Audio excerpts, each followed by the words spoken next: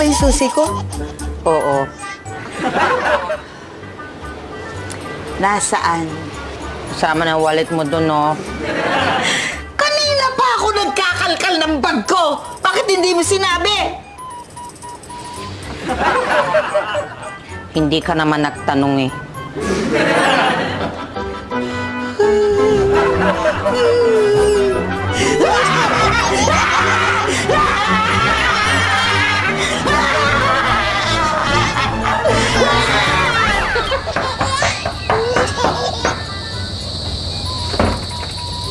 Ay, Aling Mimi.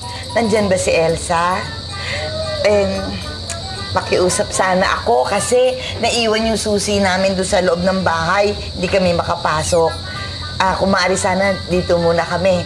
Hanggang makauwi lang si Didi. Ay, wala po si Mami. Aling Mimi, bakit to? Kasi naiwan yung susi namin sa loob ng bahay. Hindi kami makapasok. Kung maaari sana, dito muna kami. Antayin lang namin hanggang makauwi si Didi. Hindi ko po alam eh. Ang sabi kasi ni Ma'am, huwag kami basta-basta magpapapasok. Basta-basta? Ako? Ang tagal-tagal nyo ng kapitbahay, pagdududahan nyo pa. Sorry ho.